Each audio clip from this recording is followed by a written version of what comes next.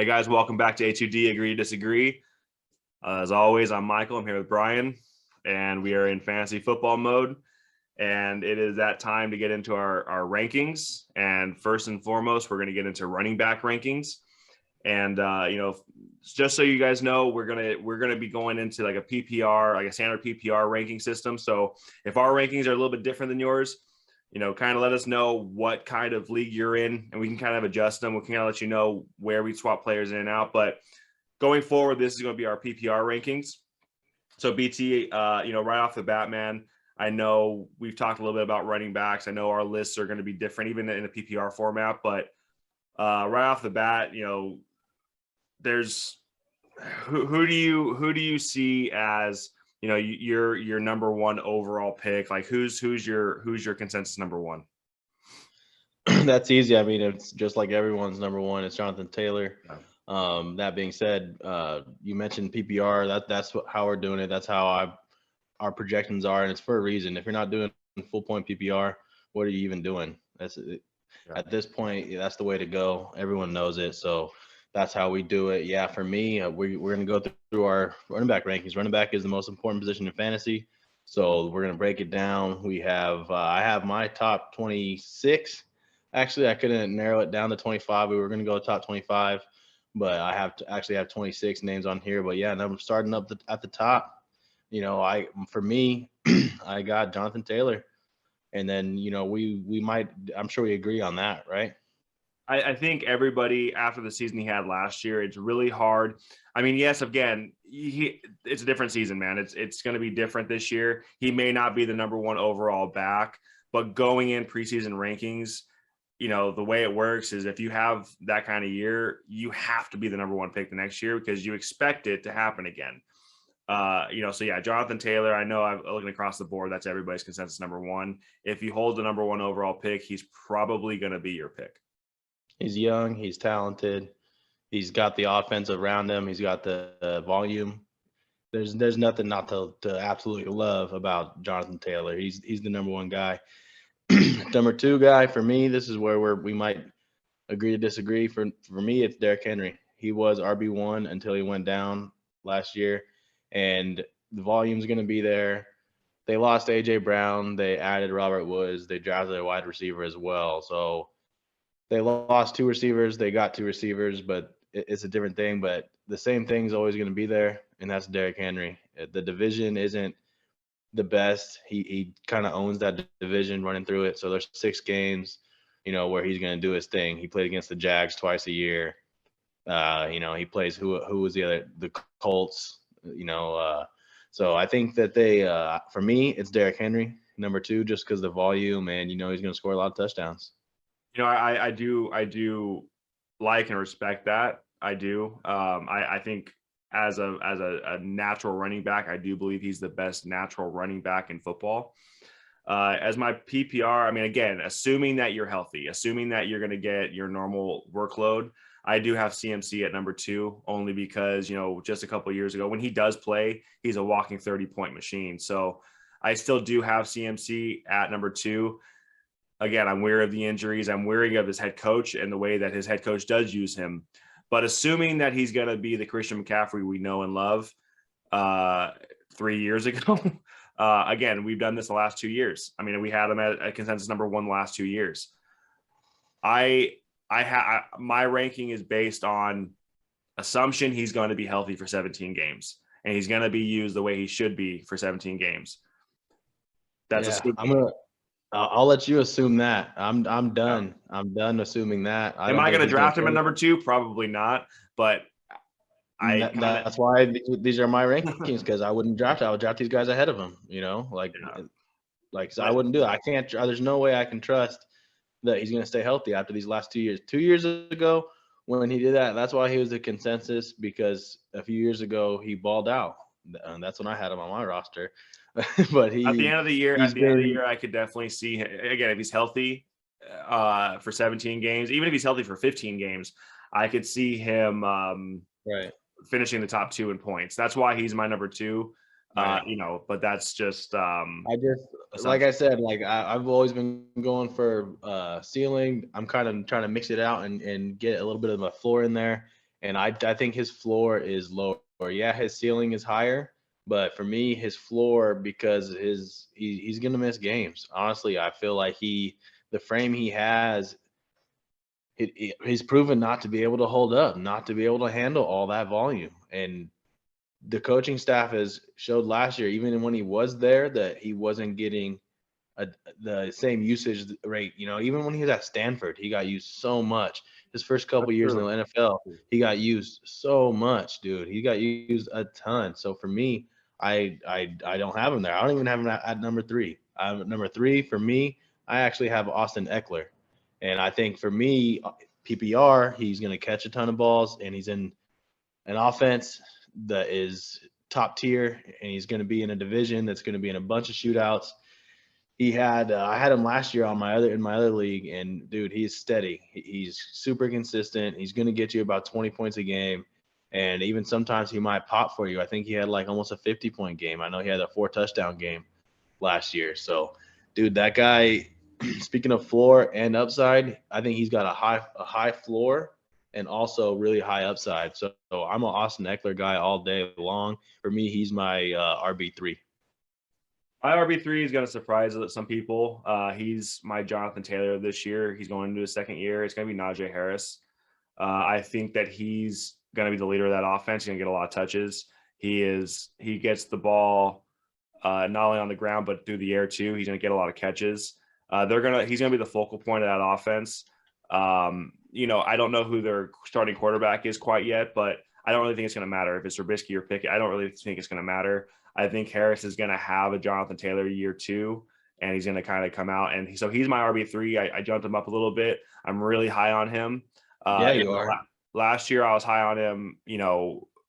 If I was going to have a later pick in the first round, I was going to jump, probably 8, 9, 10 last year. I would be comfortable with him anywhere in the top 5 for sure. And honestly, if I'm sitting at 1, 2, one's going to be Jonathan Taylor. 2 or 3, I'm going to have a decision to make.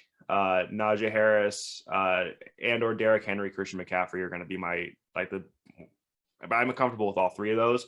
I think out of the 3, Najee might be my pick. So right. I mean, I agree to disagree, man. You made out some points. The quarterback is a big point in that. Like, they're going to load the box. They're going to dare whoever it is at quarterback, because we don't even know who it's going to be. They're going to dare them to throw. So I think he's going to get a ton of attention, and I don't see him. I see him in a tougher division. So for me, I actually have him down a little bit. No, he's in my top 10. He's good. He's going to be good, but I don't have him there. Number 4, that's where I have CMC. That's for me. That's CMC right there, because he's going to play, and the only reason you don't take him 2 or 1 is because of the injury. Like you said, even if he was healthy last year and he would have just however many games he played, if you expand that throughout the full season, he's probably RB1 even last year. So even with a reduced rate, just because the PPR, he's going to get a bunch of catches and he can hit a home run at any time. So a healthy McCaffrey is probably still the best guy. The only thing with him is, like I said, his health. So for me, number 4 is CMC. I think we got a glimpse of yours, huh? Number 4 for you, I'm assuming, is Derrick Henry. Number 4 is going to be Derrick Henry. And again, he's the guy that you could take anywhere in the top 4 and be absolutely okay with. The guy's an absolute monster. So, I mean, the only reason he's at number 4 is because I wanted to give love to Najee Harris. CMC, again, I still think is a monster, assuming he plays. And again, he could be the number 1 overall guy. But Derrick Henry, he was the number 2 overall pick last year. Some guys were taking him number 1 last year. He's a walking 200-yard machine against Jacksonville and Houston. So you could definitely be comfortable with the top 3. And again, I think he's the best pure running back in football. So the one knock he has in his game, does he catch a lot of passes? No, he doesn't. So in PPR rankings, that's where I'm gonna fade him just a little bit behind these guys, because these other top 3 guys that I have, they catch a lot of passes and they are the focal point of their entire offense, not just the run game. So that's where I have Derrick Henry is at number 4. And honestly, I almost put him at number 5, and you probably can figure out who my number 5 is. But go ahead. Oh, Eckler? Eckler's gonna be my number 5. But yeah, go ahead with Yeah. your Figure. So we have just about the same. Four our top four. We only have one difference, right? Yeah. Either way, my number 5 is Dalvin Cook. Mhm. I think that this new offense that he's going to be in, a new system, the Rams coordinator is coming over, and I think he's going to be utilized a little bit more in space. So I think he's not going to be asked to just bulldoze. He's going to be using space. I think he's going to get some volume. So I like Dalvin. I think that, and then to get down in the red zone, in the goal line, you know that he has that element to him too, the where he can be that bruiser and he can run over you. He has a nose for the end zone. So for me, like the only reason that stops Dalvin has always been kind of injuries. He always gets dinged up a little bit here and there. But talent wise, man, he's one of the maybe he's right up there with the other guys as far as overall talent at the running back position. He's top 3 probably, maybe, Jonathan Taylor, Derrick Henry, Dalvin Cook's probably that next dude. This guy has, extreme talent. He's going back to his college number. So hopefully we get some of those home runs like he hit in college. I think they're going to give him some space, So for me, Dalvin Cook is number 5. I had a big a hard time picking between Dalvin and Austin Eckler because to me they're very, very similar backs. They're both bruisers. They both have that nose for the goal line. Both of them kind of get banged up at times, like you said. The reason why I like Austin Eckler is because he's the clear number 1 guy. There are times where Minnesota will take Dalvin out and put in Alexander Madison or even Keeney Nwangu to kind of lesser the load on his shoulders. That's the only reason why I'm going Eckler. And I those offenses again are almost the same, except for I think San Diego, good Lord, Los Angeles has a little bit more high-powered offense right now because of their quarterback. But Austin Eckler is my number 5, and obviously Dalvin's my number 6. So I'll just jump right in number 6. You said everything about Eckler, so there's not much to say about Eckler. The one thing I'll say about Dalvin at number 6 is, they're kind of mentioning with the new head coach change. Of course, I'm a Vikings fan, so I follow this kind of stuff. They're saying it's not a run first offense anymore. I mean, they're going to be looking to pass, looking to be passing on first down, which I really, really love. They are going to be using Dalvin a lot more out wide in the slot, stuff like that. So it's going to be interesting to see how they use him. I'm excited. I think his ceiling could possibly go up. His floor might take a hit because he might not be getting as many touches, but his ceiling could go up because of those catches, and quality of touch is going to go up. So of course I love Dalvin, dude. He's going back to his number, like you said, and psychologically, man, that could be huge for him. Number 4, he was a baller. So Dalvin's at number 6 for me. I at this point, I have no idea who your number 6 is. So, take it away, man. My number 6 is actually Joe Mixon. I have him. I still haven't even called your boy Najee out yet. But I have. I guess I just gave that away because he's next. But Joe Mixon, Joe Mixon, dude. He's a leader. He came on strong at the end of the year last year. I remember that trade Danny made for him. He traded CEH for Joe Mixon. Yeah. Dude, killer trade for him to get that dude. And like they added to their offensive line. Cool Joe is ascending. He's going to be up in the MVP conversation. That offense is going to be one of the top offenses in the league, and he is a workhorse back. If they get in the goal line, he's going to punch it in. If he gets some screen game action, dude, he's a complete back. He's up there, dude. So Joe Mixon, same thing with injuries. He kind of gets dinged up here and there.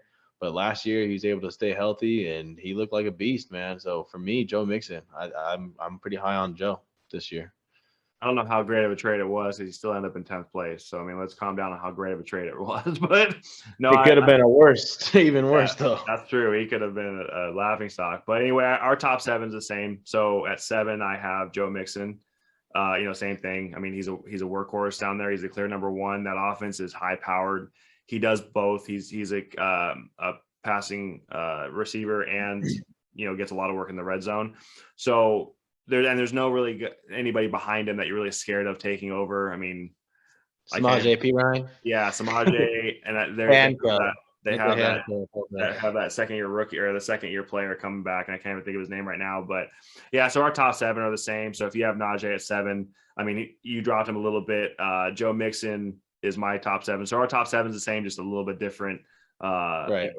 There. So different order. Yeah. So going on to this is where we might start seeing a lot more this back end of the first round. We might start seeing a little bit of disparity. But who do you got? Who do you got at number 8? Number 8 for me is Lenny, playoff Lenny, Lombardi Lenny.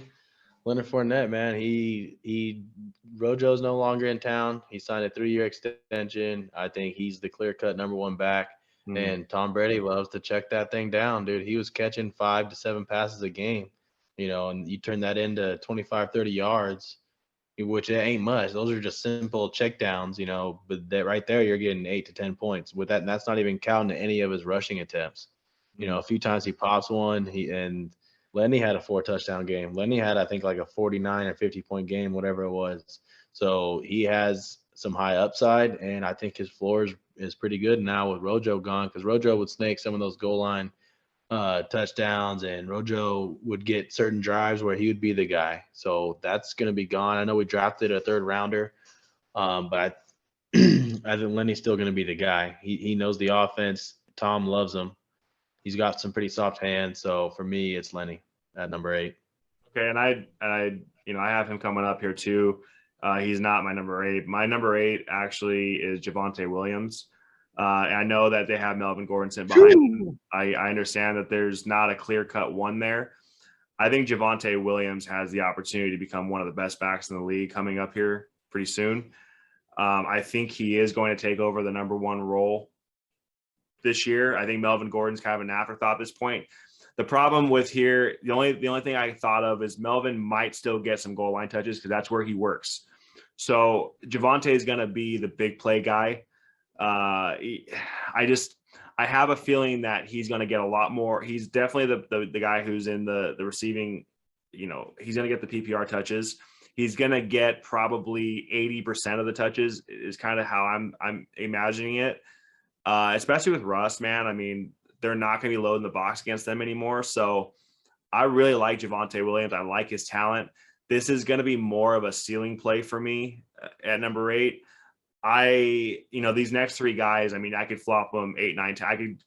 You had Lenny. I mean, I have him a little bit deeper than that, but I just like Javonte. A lot. I got Javonte a lot deeper just because you don't bring back Melvin Gordon if you're not going to utilize him in some way. Was it last year like a 55-45? And look at the season that Javonte had. So I mean, this was kind of an afterthought. I mean, they didn't pick him up right away. They were kind of looking other ways. They finally just brought him back for a minimum deal. And I think it's for protection. I think it's not that big of a deal for a guy like Melvin Gordon, who let's be real, he could be a starter for a lower end team at this point in his career. But is he the Melvin Gordon 5 years ago playing for the Chargers? No, he's not. So Javonte is clearly the better back. He's one of the top, definitely top 10 talented running backs in football. Now it's going to depend on usage. Week 1, if he comes out, I mean, I could see him having 150 and 2 touchdown game and having 4 or 5 catches on top of that. I don't even care who they play. That's the kind of ceiling that I see for this guy. But at the end of the day, I mean, it could be that 60-40 split that you're talking about. And I don't see him. I couldn't rank him any higher. But as much as I love this kid, I think that, number 8's, again, he might be a flash in the pan, and he might be one of those guys that people are like, oh, number 8, really? But again, I see the talent there and I see the potential. Right. And the youth at the running back position is a good thing. The older you get, the more wear and tear. So that is a good thing. I do like that. But I honestly have him down at number 14. For me, number 8, and it's just because of Melvin. Like, they didn't bring him back for no reason. They have Russ, so they're going to be throwing it a lot more. And Russ, he's got some moon balls. He'll check it down or even run it himself. So, I know in Seattle they had Marshawn Lynch, but he never had a Melvin Gordon with him too. So Melvin Gordon's too good to just sit on the bench that much. Like, he's going to get his drives, he's going to get his touches. So I think that the volume is why I drop him. That being said, number 9, I got DeAndre Swift. I got Mr. Detroit Lions, dude. The Lions, they had a good draft. They drafted a defensive end, so on defense, that helps that. I mean, it doesn't really affect fantasy, but offensively, they drafted a wide receiver. They got Amon-Ra St. Brown. They got TJ Hawkinson. So they have 3 pass catchers that are pretty good. But the best pass catcher might be DeAndre Swift. That dude is electric out of the backfield. You get the ball with him in space, he's going to make a guy miss. So just talent-wise, I love how talented he is in space. One of the most he's up there as far as screen game, ball in space. He's up there. That dude is a home run at any time.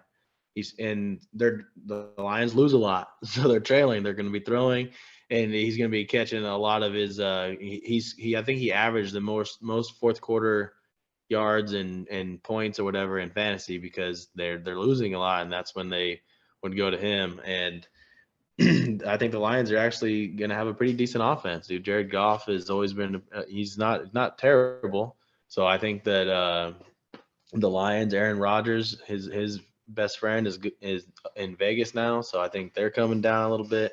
That division is a little bit more balanced than it used to be. So I feel like the Lions are going to be pretty decent, and Swift is going to be a big reason. It's year, I think, 3 or 4 for him. So I think another thing about him is he's getting ready to get a contract. And I think this year he might fight through some of these injuries that he hasn't previously fought through. So for me, I'm pretty high on Swift. I got him in my top 10. I got Swift at number 9. Okay, yeah, I mean, I have him coming up here too. James Conner is my number 9. He was a touchdown machine last year. He's losing kind of his competition behind him. So Chase Edmonds is no longer there.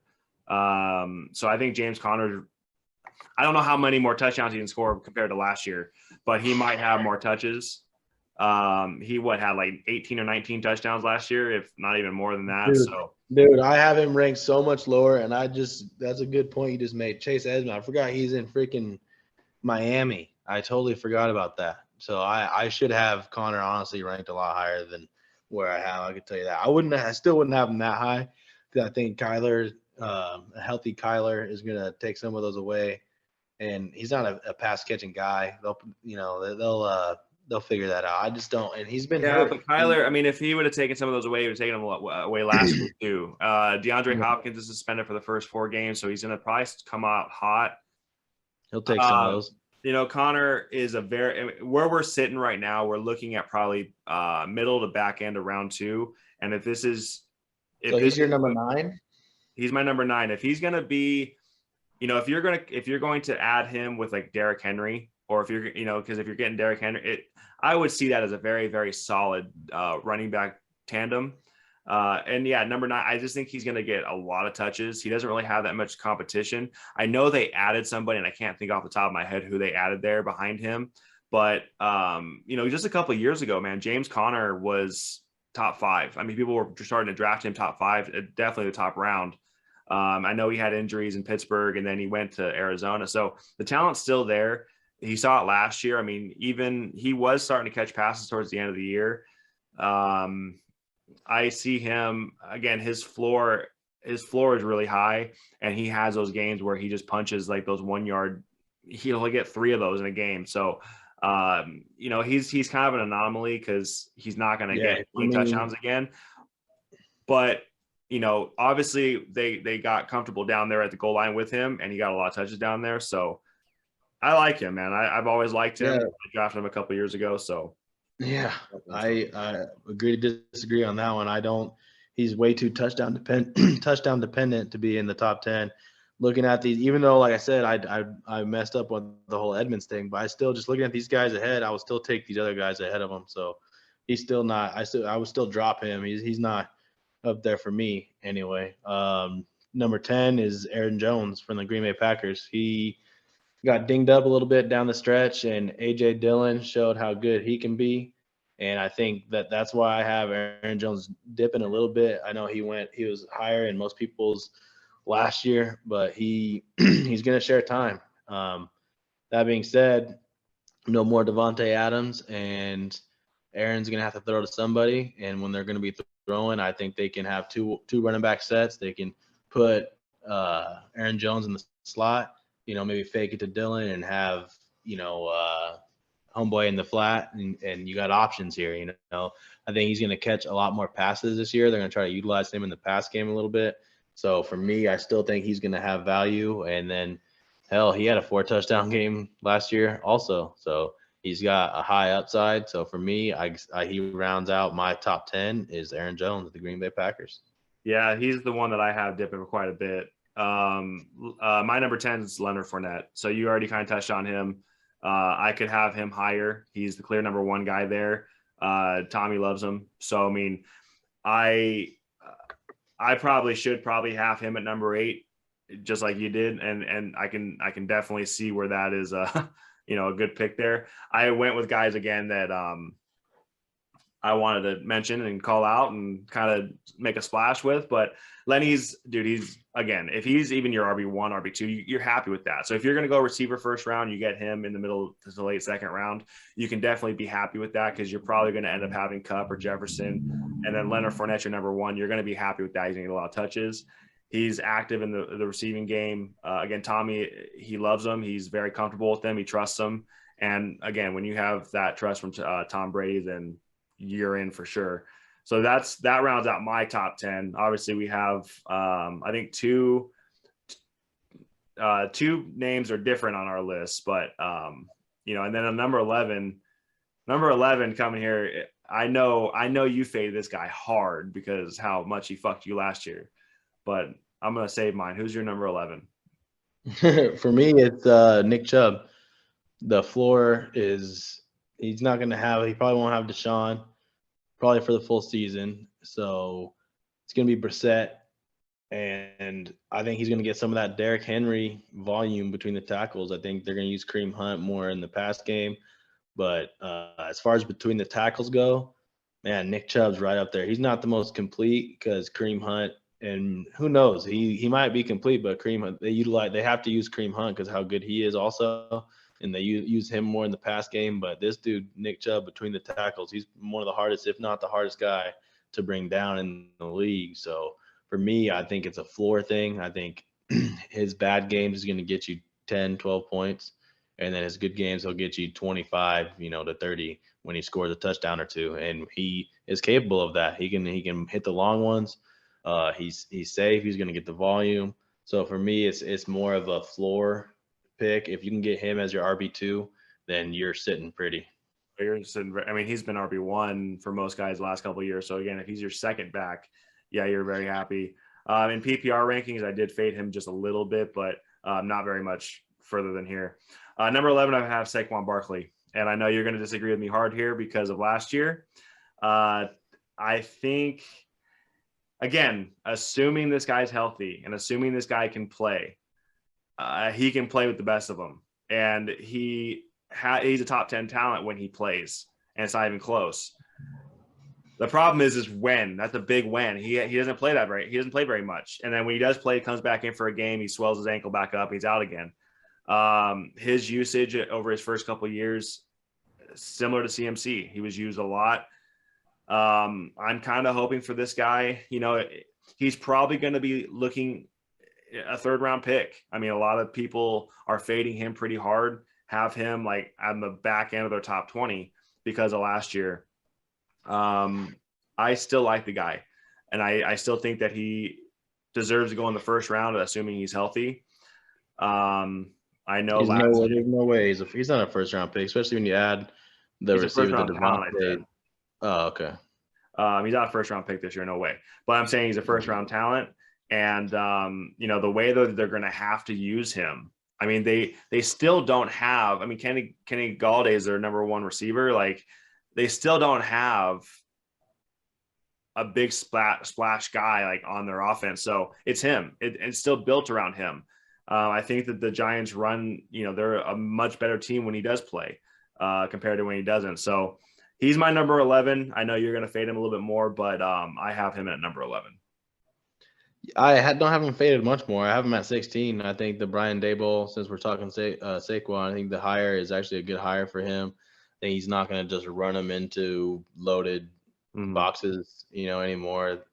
You're going to try to get the ball in space. That he used Singletary the way he kind of used him in Buffalo. I think they're going to use Saquon like that, but Saquon's obviously has a lot more talent. So as long as that happens, I think Saquon's going to have a good year for sure. It's just hard to trust just drafting him over these other guys here who are more likely to lead their offense and be the leading focal point of their offense. So for me, number 12, we're on 12, right? For me, number 12 is Cam Akers of the LA Rams. I have it on the list that I was looking at.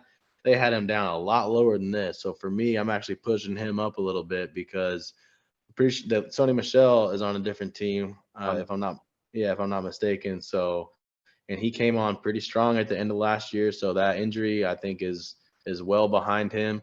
So I think he's going to get a workload, and man, the talent is there for sure. So for me, I think people are sleeping on Cam Akers. I got him at 12. Yeah, I have him actually at 13. So, I mean, I'm right there with you on him, dude. Like you talked about someone in space, but going back to my number 12, DeAndre Swift. So you touched on him earlier. He is a home run machine. He's just waiting to happen. The problem with that has been that offense has been, getting him quality touches. When you do get him the ball, like he just seems to make things happen. They do have, Williams is behind him. So for whatever reason, I like to bring him in and vulture touches. But DeAndre Swift, again, is another guy that is very, very talented, very fast. He's going to get you some of those 50, 60-yard touchdowns because he's that type of a playmaker. Again, if this guy he's dealt with some injuries over the last couple of years of his career. I think you mentioned that he is on a contract here, or about to be on a contract here. So he's going to be looking to make his pay. This is going to be the year. You mentioned, having a little bit more weapons. That he might not be looking at stacked boxes, all that kind of stuff. So get him in space, get that guy some yardage, some touchdowns, make that guy some money. I agree with that. You had him a little higher. I have him at 12. Yeah, I had him. I had him at 9, so not by much. Number 13 for me is kind of a high floor guy. For me is David Montgomery, because I think the volume. I know they lost. Was it Damian Williams? So right now they have him, and then they have their number 2 back. I forget his name. Khalil Herbert, number 24. Yeah, is their number 2 guy. But he's like, when he came back, once Montgomery got back from injury, because Herbert actually spot started him a few weeks and he did pretty dang good when he was getting all the volume. But it's the second Montgomery got back from an injury, he took all that volume away. So for me, I think Montgomery, he's just a volume guy. Every once in a while, he might give you a 2-touchdown game. He'll get you a nice 28 to 30 points, and when you do that from your RB2, then I think that's good. So if you can get Montgomery as your RB2, and I felt this, I felt the same about him last year and maybe even the year before, just because the dude's a beast. He got hurt last year. He missed only a few games and he fought through it. He's trying to get back. He's still young and he's also trying to get paid. And speaking of contract years, he's coming up too. So for me, he wants to have a good year. They're gonna have a kind of an option style offense. I feel, with him and Justin Fields in the backfield, but I don't think it's gonna be. I think it's gonna be kind of like Kyler Murray and Connor, to where Montgomery's still gonna get plenty of touchdowns, even though Fields is gonna get his. Montgomery's gonna get his too. I think the volume is good, and for me, RB2 all day. Oh, I mean, he's the kind of guy I have him coming up to. The Justin Fields factor, to where he's kind of running all over the place. That drops him down a little bit. He's kind of like J.K. Dobbins to me. We're going to get him here a little bit too. Number 13, I have Cam Akers. So we'll touch back on David Montgomery here in a little bit, but we just touched on him. And you're not going to be able to you can't load the box against him. So get him in space, man, and he is very talented. He's not really going to be. He's going to get a lot. He's going to get a lot of the work. As far as the running touches, how much they actually run the ball is going to be the big question. But he's not going to be facing loaded boxes. They're going to run a lot of screens. They're going to get him in space. And, his ceiling is very high. His floor, there's games where he may not get very many touches because they're going to go to Cooper Kupp. They're going to go to Allen Robinson, stuff like that. But I I do like Cam Akers. You already touched on it. People are fading him hard, like out of the top 20, and I really don't understand why. That injury is. I mean, he came back in the playoffs and he balled out. He didn't have the fumble against the Bucks, but or maybe he had two of them. I'm not sure, but other than that, I mean, that guy pretty much balls out, and I don't know why people are fading him. I can't really figure it out. But in PPR format, like you have to jump on this guy. Right. I know the Rams, they start a 3 wide receiver set, but he's the most talented and really only talented running back they have on the roster. I think the volume's going to be there. The offense, he's in a good offense. I don't know. I really don't know what's not like to like about that guy. For me, 14 though is your boy Javonte. I don't really need to spend a lot of time on that. I just have him dropped a little bit more. He's obviously, I have him where he is because he's talented. I have him over guys that are true RB1s. They get 2 guys right after him are RB1s. He's an RB1 on his team, but he's got another guy that can easily fill those shoes in Melvin Gordon, and who's been an RB1 for a long time in this league. So for me, just the volume alone, I think he's the better back. He's a more talented back. He's more explosive, better in the pass game. So he obviously has more value, and he's a top 15 running back in fantasy for me. So I not hating on him too much, but yeah, I just have him dropped a little bit just because of Melvin Gordon. So for me, 14 is Javonte Williams. Yeah, my 14 is Nick Chubb. PPR rankings because of Kareem Hunt, I dropped him. Now, as far as pure running backs, I mean, I think you already mentioned it again, Derrick Henry. I mean, he's in that conversation of being, pure running back, tough to bring down between the tackles, just that Adrian Peterson-esque type running back. And the one knock that we have on him is Kareem Hunt sits behind him and gets all the passing down work. So he's not necessarily touchdown dependent, but his ceiling is touchdown dependent. I mean, he's going to get his 80 to 100 yards. He might get 1 or 2 catches just off like emergency check down situations. But he's not going to get you 5, 6, 7 catches in a game. I think his career high is like 5 or 6. And that was like a weird game for them. So, but yeah, no, I mean, Nick Chubb, I mean, we all know the name. He's a first-round pick, a perennial first-round pick. I think there's so much talent in the league this year that, he drops. So that's where I have Nick. Number 15, I'll go right into it. We have this might surprise some people, but I have Antonio Gibson. J.D. McKissick sitting behind him. I get that. But Antonio Gibson was a wide receiver in college. He's getting an upgrade at quarterback. Wentz isn't that great of an upgrade, but he's still getting an upgrade.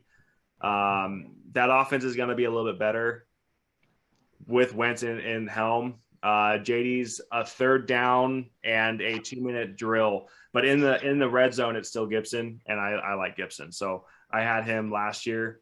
I have him at 15. I have him at 15 as well. There you go. Besides number 1, number 15 is where we have the same name written down. Those are the only 2 spots we have the same names written down. We have the names written down. They're just in a lot different order. But for you, number 1, Taylor, and then we both agree on 15, Antonio Gibson. I'm not going to spend a lot of time. You just hit on it. And I agree on most of it. I think the offense is going to be better. The boxes aren't going to be as loaded. So I feel like he's going to have a little bit more room to work. And like you said, he's a receiver. So he's got some good feet. But yeah, Antonio Gibson, number 15. Number 16 for me is Saquon Barkley. That's when I feel comfortable because those guys that I mentioned, all the guys I mentioned before him, they're not coming off of an injury. They're all guys that are major injuries. They're all guys that are the focal points of their offense. Saquon, I think, can be all those things. But, man, he's just the inability to truly stay consistent. And, yeah, maybe because I'm a little salty at him from last year, I drafted him in the 1st round thinking Adrian Peterson 2.0 coming off of ACL, it's 2022. He'll be fine, and he looked good early on. And then injury, whether it's a shoulder, an ankle, whatever, he missed time. So for me, it's just hard. I do like the new offense he's going to be in. So I still think at this point he is where it's worth taking that risk. And then the upside though, man, if you can get him as your RB, man, if you can get him as an RB2 or even as a flex, man, holy shit, he can be. And if he actually stays healthy, he can be a top 5 running back in fantasy for sure. So for me, 16, Saquon Barkley. 100%, man. My 16, this is probably the most forgotten about guy going into this year is J.K. Dobbins. 2 years ago when he played down the stretch, I mean, this guy was damn near unstoppable. I understand like who his quarterback is. I understand that he has Gus Edwards and Latavius Murray behind him. I get it. J.K. Dobbins is clearly the most talented back there. And I think they're trying to get away from, all the quarterback runs, all that kind of stuff. I think they're going to be a more run heavy offense this year. I like J.K. Dobbins, man. I don't know how bad, I don't know much about his recovery. I'm pretty sure he's ready for training camp. I'm pretty sure he's lead back going into, I've been seeing him work out and stuff like that. So he's probably the most forgotten about guy. I know on a lot of lists, he's dropping out of the top 20, but I have him at 16 because he is a talented guy and he's in a run first offense. So he's clearly the number one guy. And I don't see Gus Edwards really challenging him for touches that much. And he's a pass catcher too. So, dude, I have my list here, and you can, if you look at it real closely, you can kind of see.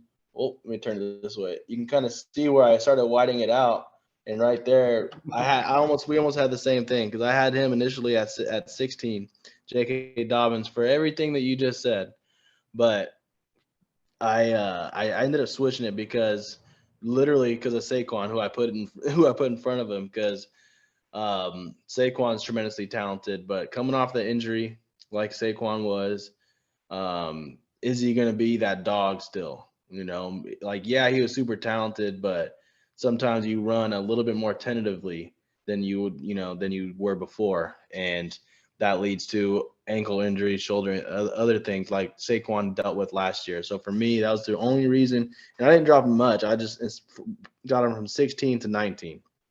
And I pushed up Saquon to 16, and my number 17 is actually Kareem Hunt. And I have him because other than Amari Cooper, I think David Njoku is maybe their next target to throw to. I'm pretty sure Austin Hooper's gone, if I'm not mistaken. Yeah, the Njoku's it should be the starter, and they have right. another kid who was a rookie last year. But yeah, you're right. I mean, I have him at like 27 only because he's much better than 27. But there's other guys I want to mention and talk about on this list. But dude, you can't. There's no way. Yeah, but I can't draft these other guys over Kareem Hunt. I had Kareem Hunt last year, and I know he's not the number one running back on his team, but those two running backs, if they get used on the same field at the same time often, and he gets drives often, and he gets touchdowns. Like he was before he went down. I think going into week 5 or week 6, he was RB5. Yeah, he was up in that before he got hurt. Yeah, he's good, man. He's super talented, and he's also going to get some volume. So for me, the offensive line in Cleveland is really good. They know how to create some space for these running backs, dude. They have one of the best running back. That's the best running back tandem in football for sure. And the offensive line, that's their strength, man. They're kind of like the Colts. They know how to run the ball over there. And imagine if anything happens to Chubb too. Oh my gosh, Kareem Hunt all of a sudden becomes elite. He's the number one handcuff every year, absolutely. And I'm glad you brought him up because I wasn't going to. But I'm glad you brought him up because he deserves to get brought up. He's my number 17. He's a top 20 back, even over some of these other guys, dude. I have him over your boy coming up. So number 17, I have David Montgomery. You touched on him pretty good. The one thing I'll say is he's the kind of guy that you trade for towards the end of the year. Every year it kind of seems like he gets out to like he's going through the motions the first couple, but then weeks 11, 12, and beyond, like into the championship weeks, like you always see him in a trade somehow. Right. You're wanting to grab him because he's starting to have those big monster 25, 30 point games. He gets cold. He's a big boy. He warms up, man. Exactly. So now as far as year long, like total points, like this is where he belongs, is right there. He's probably going to be, if he's not depending on how you draft, if you're drafting receivers early, he's going to be your RB2. If you're drafting running backs early, he's going to be your flex. Hell, he might even be your fourth running back on your roster, depending on how you draft. But he definitely belongs in RB2 flex conversation. He's a league winner pretty much for a lot of guys every year. And, if your number one guy goes down, he's a very solid number two guy to kind of fill in for you there. So there's nothing I can say bad about Montgomery. It's just, he's not like a top 2 round pick for me or nothing like that. So yeah, not really explosive. He doesn't hit a lot of home runs, but he might hit a few doubles and singles, and he gets the volume. He's solid for sure. Yeah, he's very comparable to another guy I have coming up here too. So who's your 18? So 18's where I fade this guy pretty hard, and it's every year I'm wrong about him, and every year I keep pushing him back further and further every year, and I don't know why. This year is because of the guy that's behind him, but it's Aaron Jones, and yeah, you faded him super hard. I faded him super hard, and I know Eric's gonna give me some shit for this because I know he's probably gonna be a top 10 back. He's gonna be RB9, something like that. It's just he has those 4 touchdown games, and then there's games where he absolutely disappears. And for that 4 touchdown game, he had a game. I think the very following week he had like 3.7. So there's games where he's just a monster, and there's games where he's faded hard. And AJ Dillon is a real threat for touches there, and especially goal line. He's a big dude. When it gets cold, they like AJ Dillon. So I'm not saying he's not a very talented back. I'm wrong about him every year. I pass on him all the time. And every you hate year, the Packers. So naturally you're gonna drop the Packer. but it's not even really that. It's just the fact that like AJ Dillon, dude, that guy, especially when you're in Green Bay and when it gets cold. That's the other than Chubb and Hunt, this other duo is worth having 2 guys because AJ Dillon, he's gonna get used for sure. But like I mentioned when I was talking about Aaron Jones, when I have him at number 10, that he's gonna get used in the passing game more than ever. I feel for sure because who's Aaron gonna throw to? He can't throw to. Tunyon's coming off an injury. They drafted they got the rookie. They got Lazard. And they got Randall Cobb. Their most explosive player on offense is Aaron Jones. So Alan Lazard is technically their receiver 1.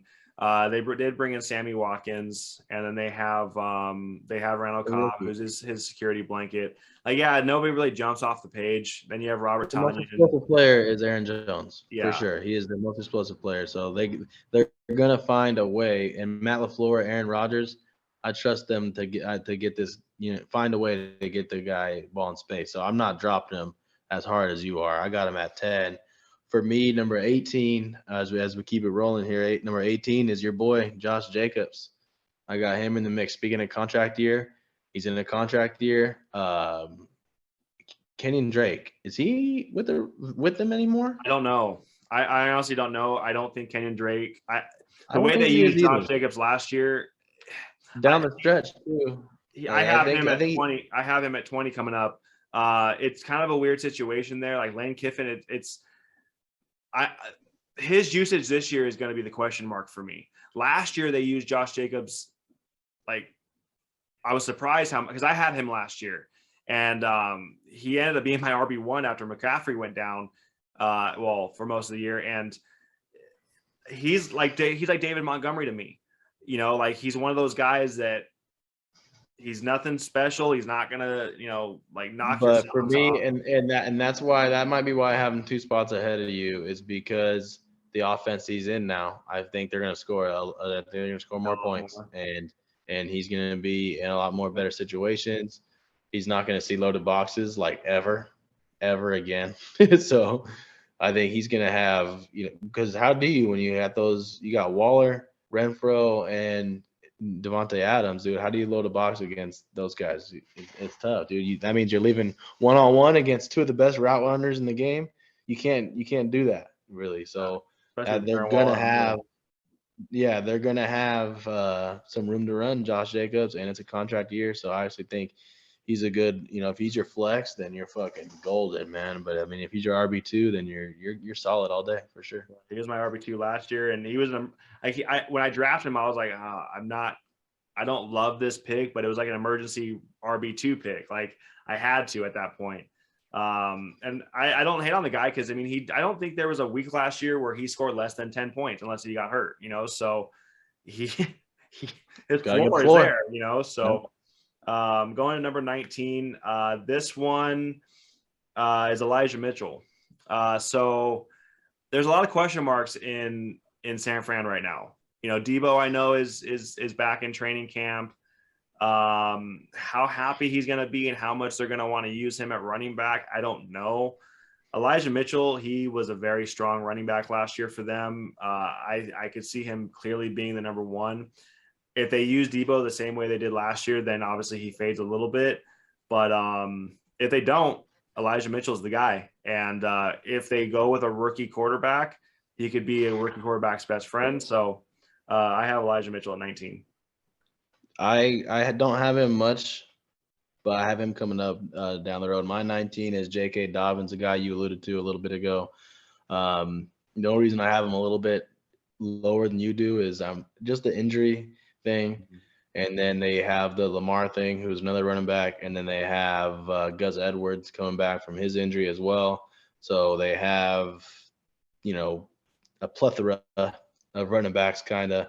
That being said, you touched on it earlier. He's electric. He's the most talented one. It's not even close. And he might be their most, electric offensive player now that Hollywood's gone. I know they got Bateman at receiver, but he seems more of a possession kind of guy. Like, who's gonna take the top off? Your quarterback? Is he gonna be the one? Right?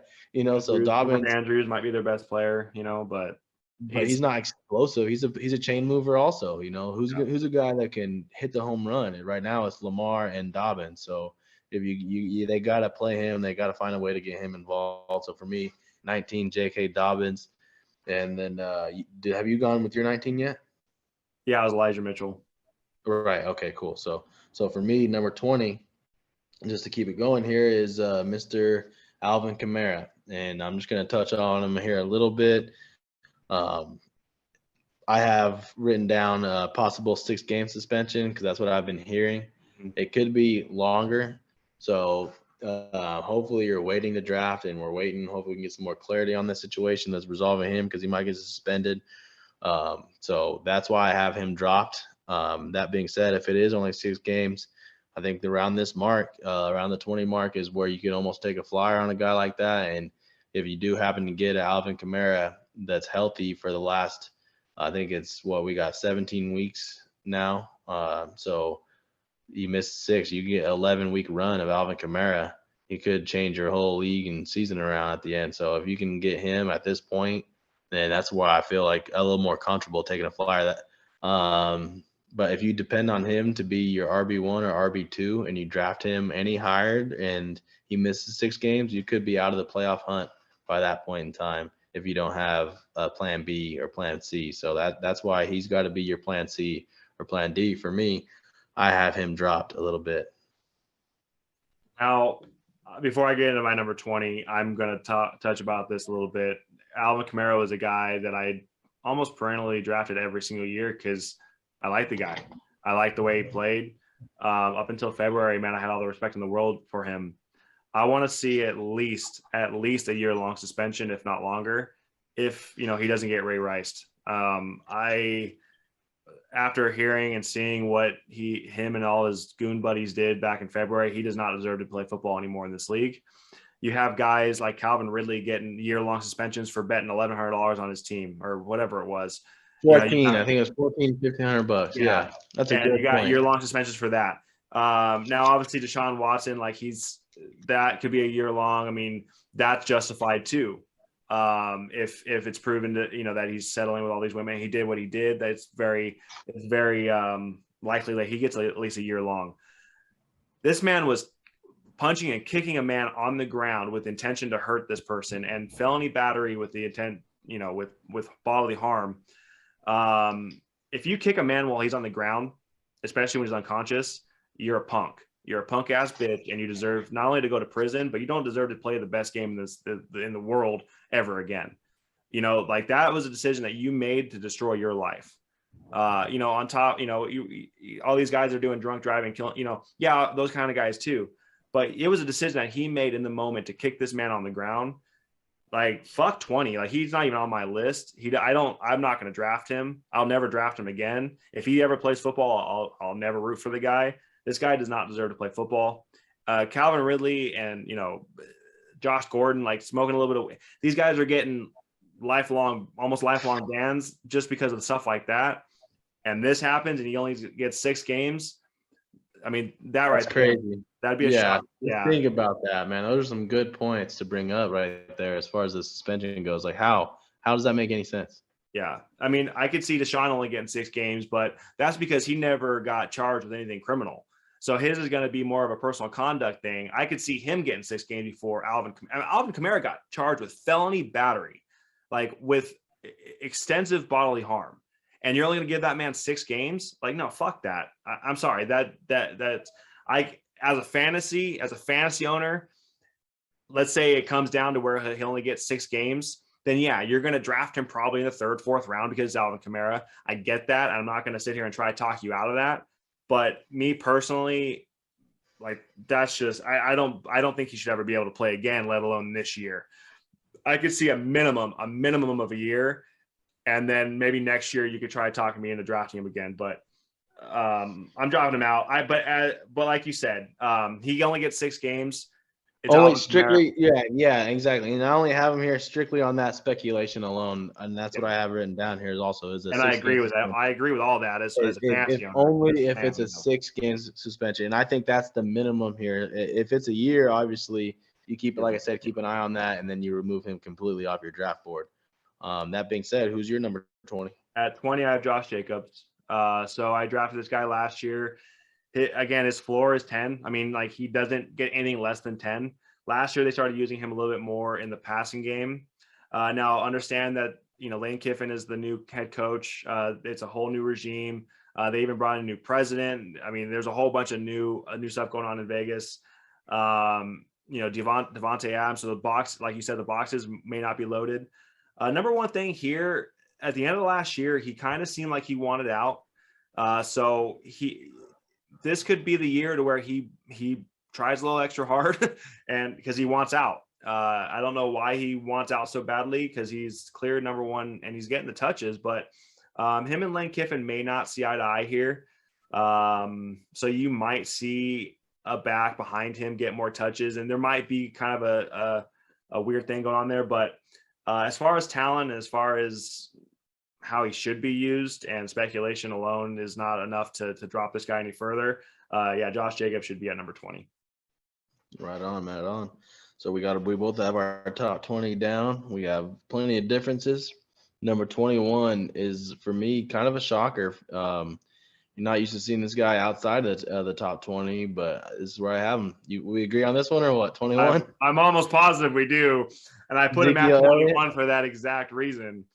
He wears number 21 too. What are the chances? Number 21, and it's weird to see him outside the top 20. But yeah, Zeke, man, go ahead. It's no. I mean, I have him there just because I still feel they want to run the ball. They're going to try to run the ball, man. But Tony Pollard, they showed they can still do it when he's in there because that dude has been successful. Yards per carry, yards per catch.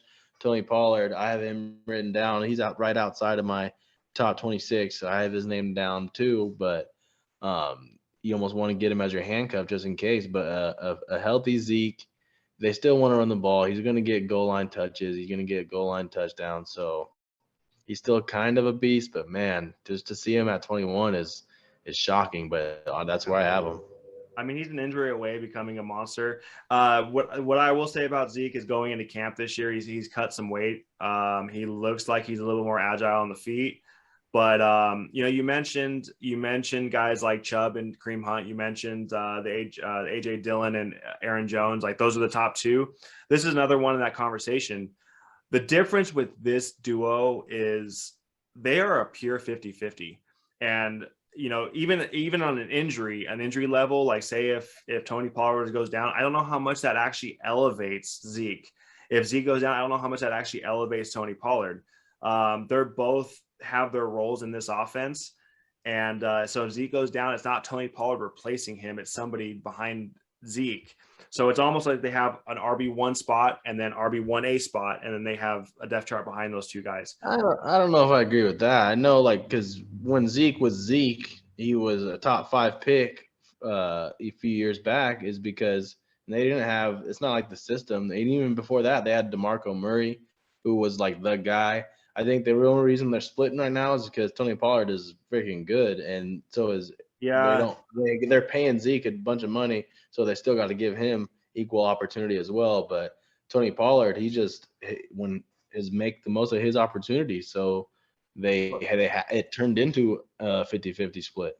What I saw last year, and I actually kind of have it written down as like Zeke / Tony Pollard, only because I see it as a pure 50-50. They were trying to force feed Zeke last year. You can kind of tell, like, you're paying that man that much money, you're trying to force feed him. And they're gonna do it again. Then they had, because Tony Pollard, every time that guy touched the ball, until I think he broke his leg down everyone could see that he was more explosive and he was a better back for that team. But they, like you said, they had to force feed him, and they're going to continue to force feed him because of that paycheck. Yeah. So I have him split. Like I could see Tony Pollard scoring more fantasy points this year. I wouldn't be surprised. Let's just put it that way. Then for me, since we both agree on Zeke at 21, for me, 22 is the guy you already mentioned, Elijah Mitchell. I just it's tough. For me, there's a couple of reasons why I don't have him higher.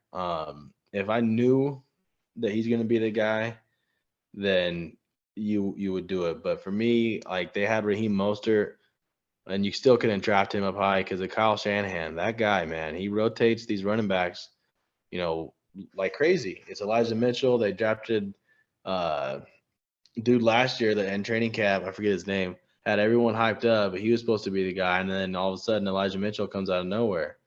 So for me, they just utilize a lot of running backs. They got Debo, and they have Trey now who likes to run the ball. So to me, he drops a little bit, but he showed last year that he was the guy. I mean, he fits that offense. He's a one cut and go kind of guy. He fits that offense pretty good, like Raheem Mostert used to. So I feel like he's going to be a good player, and Elijah Mitchell at 22. Yeah, and Mostert's gone too. So I mean, the depth chart has lightened up a little bit over there. I think they like Elijah Mitchell a lot. But yeah, I mean, I'm not going to sit there and fly him up in the top 10 or nothing like that, or 15. Number 22, I have Damian Harris. Now, Ramondre Stevenson sitting right behind him, and Ramondre Stevenson's a baller. I mean, I you know how I feel about him. But Damian Harris is another one of those guys. He's nothing special. He's nothing gonna like, you're not like, yes, I got Damian Harris. Like, he's not one of those guys. But to me, I mean, you saw a couple games last year to where he'd break off 50-yard run. I think it was Monday Night Football, Thursday Night Football, one of those games, and he just started going off. Buffalo, I think. Yeah. And he just started going off. So he's one of those guys that he's very hit or miss. Bill is an asshole when it comes to fantasy, man. You can never trust anybody on the Patriots, but I wanted to talk about him for a second because he's one of those guys that you have in your flex spot in certain spots, and he's going to get you 25 points. If you have him in your RB2 spot, I mean, don't be shocked when you can get 6 from him. So I see them because they're an outdoor team, and when it gets cold, like he starts to turn it on. He's like a David Montgomery. Not as talented as David Montgomery, but you put him in at number 22. I mean, if he's your flex or your fourth running back, you can't hate on that. Right. I mean, I don't even have him in my top 26. Honestly, I have him for all the reasons you just mentioned. I'd have him out. Ramondre Stevenson, when he got the bulk of the work, he showed that he can be pretty good. And then they also got James White coming back, so he's got like almost no opportunity to catch a ball. Damian Harris. So he's a good running back. Like between the tackles, he can break a couple, but you're relying on that. And so for me, he's RB4, RB5, something like that. He's a handcuff kind of guy. Like I'm not putting a lot He's a of matchup play at the best. Yeah, he's yeah. not I'm not somebody that you're putting, going to start every week. yeah. Every week. Yeah. These other guys are guys I have here that I'd roster ahead of him for sure. My 23 is actually Connor. Like I said, James Connor.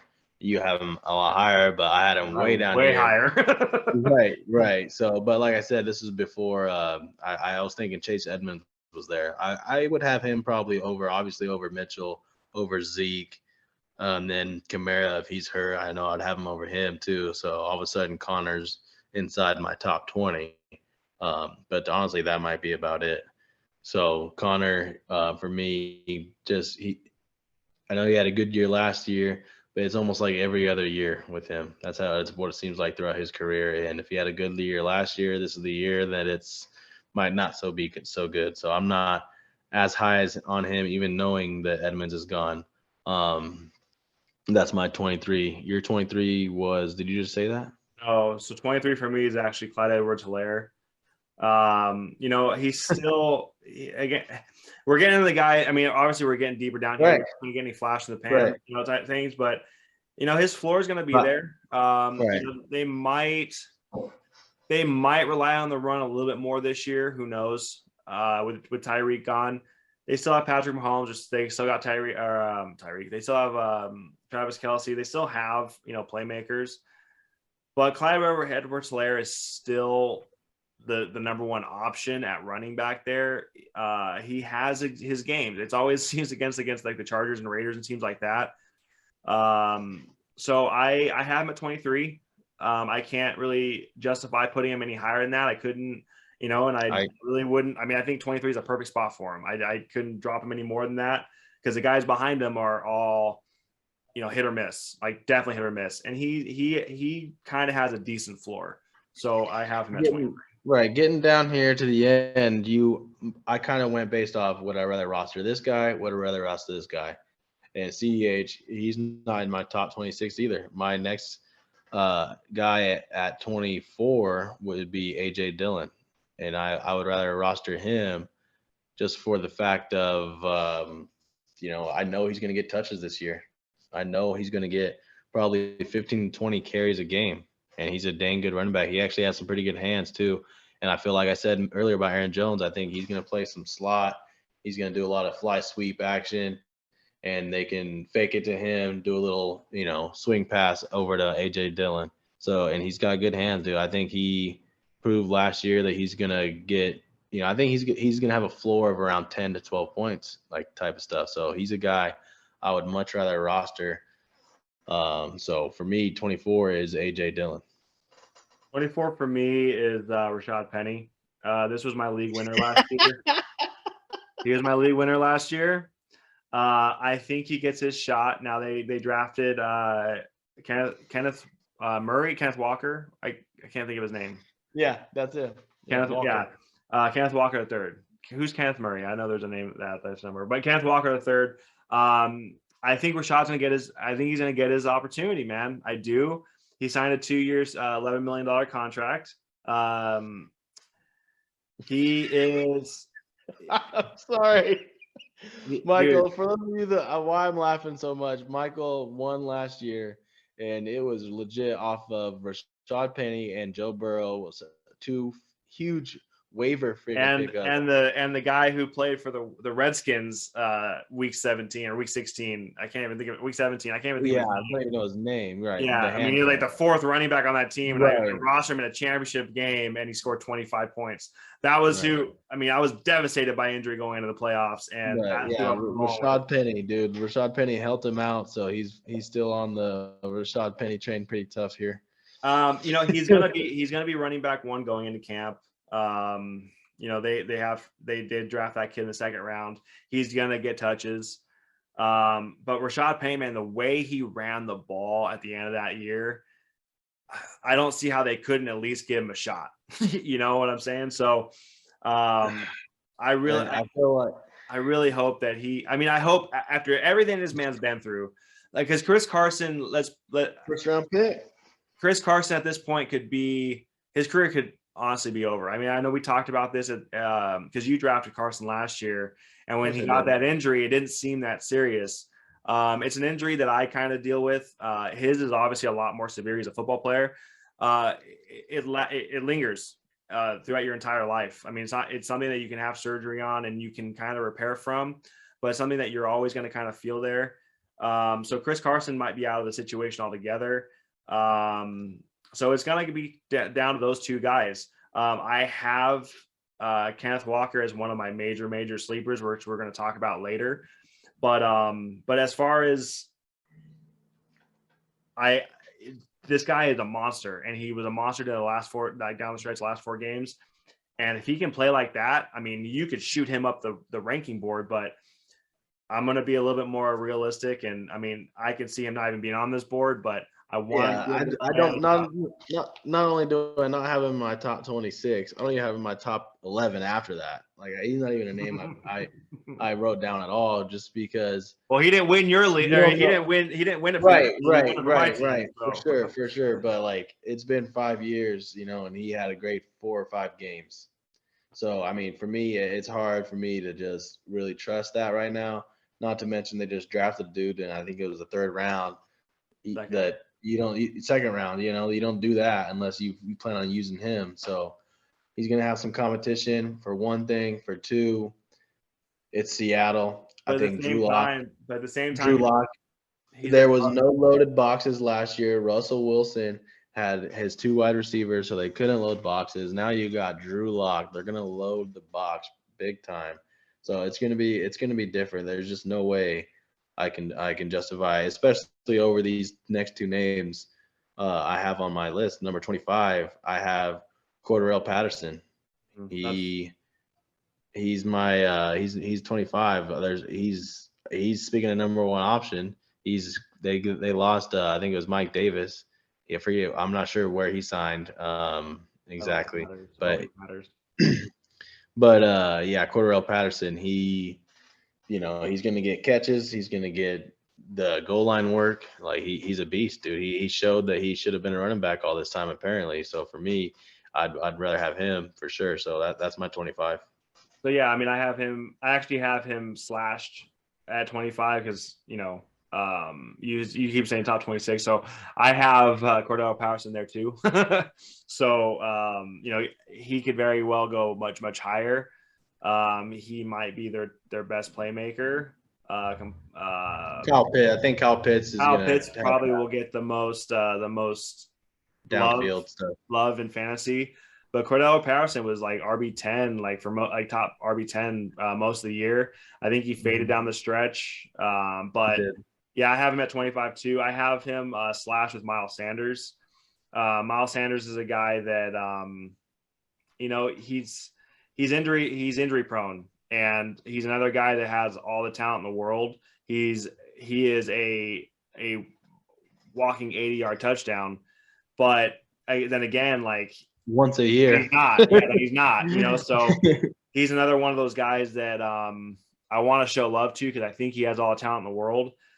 That's always been your guy, man. You drafted him, was it 2nd round a few years ago? I did, and I truly believe that he got has talent. He has that kind of talent, and he doesn't really have. I know like Boston Scott's behind him, like. Boston Scott has never been scary to me but it ends up to where he does. And it's a system thing. I think he's in the wrong system. He's a guy that needs to get the ball in a little bit more space and like a check down, like him playing with a Tom Brady type guy. Somebody will check it down to him, let him play in some more space. The only time he gets it in space are the designed ones, because when Jalen Hurts goes to buy time, he's his own check down. So the fit isn't really there. So that's why he's, again, not even in mind. The guy that I have is Devin Singletary, who actually came on strong last year. That's why I made my list 26, is because I feel like I had to include him. He's a guy that you need to roster. These are guys, my top 26, or I feel like every single one of them need to be rostered. They're not like flyers hoping for guys or whatever. These top 26, Devin Singletary, there's no way that you roster freaking who's your boy, that running back, freaking the Seattle guy. There's no John way over Penny. Devin Single. I Yeah, absolutely, I mean, Penny over Singletary. I absolutely do think because he's RB1. The reason why I dropped Devin Singletary completely out is the addition of James Cook. And James Cook Devin Singletary is a very serviceable back. James Cook is going to come in there and he's going to take over that number one back, and I think he's going to get the most touches. James Cook is my number one sleeper. We're going to get into sleepers a lot later, probably this week. But he is going to be the number one running back there. I fully expect Devin Singletary to have I don't think. I mean, I have him in my. I have him on my names written down, so he's on my next tier down of players. But like I again have him over Rashad Penny too. But I don't think that he's gonna just come and completely take the job. Singletary is, especially the way he finished the year. He came on strong. He was getting 25 to 30 point different games offense at the there, end of the man. year. It's a different offense there now, and they drafted James for a reason. This guy is talented as hell. He's not his brother. I'm not gonna sit and throw him in. He's going to be the pass. No shit. He's a lot smaller. Just looking at their two frames, he's a lot smaller guy. He's not there. He's not going to come to the NFL and just take over the full workload like that. Javonte Williams, look at him last year. Like, he is a tank of a man compared to James Cook, and he didn't even do that. So I don't think James Cook is going to come completely take over. What I do think he'll take over is that third down, that pass catching role, and he's going to get 5 to 7 targets a game, and he can hit a home run. So I do think he's definitely worth handcuffing and rostering for sure. But I still think Singletary is still going to have his starting spot. He's my number one sleeper, man, and he's obviously somebody I'm maybe looking to roster in those 7 to 10 round. And he's a guy I'll jump up and grab just because I want him on my roster because I feel strongly about him. There's one other guy that got drafted at running back this year. I'm not going to even bring up his name yet. When we get into sleepers, I'll bring him up. So 26. I don't know if you mentioned your 26 yet. If we're going to go through our top 30, so Travis Etienne. So this guy is another guy who got hurt last year. I know the offense is different, and maybe the head coach doesn't love him as much as that fucker who drafted him. I can't even think of his name right now, but Travis Etienne over James Robinson got hurt towards the end of the year. Pretty bad injury. So Travis Etienne should have full run. They're a young team, so I'm not going to sit there and go crazy on him. He's going to be a guy that might be on my bench that, hey, if I hit, I hit. If not, I can drop, but right. He's somebody that I want to necessarily have. I wanted to have. Right. And I don't even have a top 30 written down. We already got our top 25, and honestly, that's all you can rely on at this point. If you're relying on any of these other guys, our 26, 27 through whatever, if you're gonna rely on any of these guys, the only way, like, I have a Tony Pollard written down here. Like, the only way you do that is if Zeke is out.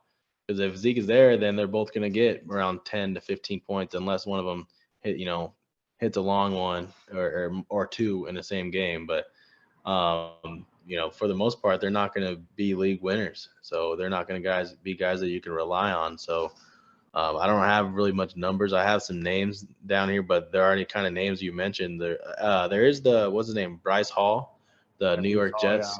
Yeah. Breece Hall, the rookie. But I also have Michael Carter written down because I feel like Hall is going to get the carries and then Carter is going to get the catches. So I feel like they might be both guys to roster, but they're not going to be your RB 1, 2, or 3, or maybe even 4. So they're guys like that you can get down the line, but you might want to take a chance on. So I got like Chase Edmonds written down, James Cook, Ronald Jones, because CEH for the life of him cannot stay hurt. They got Jarrett McKinnon too, and CEH just is always hurt. So if they got a Rojo McKinnon combo, I wouldn't be surprised at all. So you got to almost handcuff that. So yeah, I mean, it's second. I mean, not even second. They're like 5th tier guys. These guys here at the end. So that's why I didn't even number them. It's hard to number them at that point. Once you get to 25, it's kind of it, man. But those top 25, dude, those are some league winners. That's who I feel anyway. Like I said, here's my rankings. If you guys want to check them out. Yeah, I real quick. I mean, you mentioned Kareem Hunt, you mentioned AJ Dillon. I only have them in this realm because of what you said. Like, I mean, they're an injury away of becoming a top 10 guy, probably. You know, based on volume But those are alone. guys that you have. I can't have them in that because you have to roster both. There's no way Yeah. either of them are not on a route. They're both getting drafted, and honestly, they're both have a floor of double digits. So I mean, The I the got one more guy, left. yeah, the two guys I want to bring up before we sign off here though is so Chase Edmonds in Miami. I think this guy has a lot of talent. They're going to have a really fast offense. He's going to have space to work with, and that guy's a home run hitter. I don't really see Duke Johnson or anybody behind him really taking. I think I think Raheem Mostert's Mostert is going to Raheem actually be the Mostert. starter. Mostert's going to have a good week one, and he's going to get injured, and then like every year. So Chase Edmonds is the guy that I would probably roster out of all three of those guys, and then Mark Ingram. So you talked about Kamara, Mark Ingram. That's a good one. So he's a guy that based on how this Kamara thing works out, he's somebody that could really jump up into these top 30 conversation for sure. So anyway, that's really all I have on my rankings. I think I was able to at least, I want to touch on every single guy that I had on the list. I know we disagree on some of the guys, obviously, but yeah, man, I think for the most part, top 30 is going to be pretty clear just based on where you feel comfortable with them. So, but yeah, that's my top 30, man. Right, and we started with running backs because it's the most important position, like we said, in fantasy, and these are league winners, man. Depending on where you're selecting from, if you can double down, man. Get you some running backs. We went over our rankings. Keep us tuned on when your guys' draft is. Ours is Sunday, August 28th. So stay tuned, and we'll keep you guys posted. All right, guys, take it easy.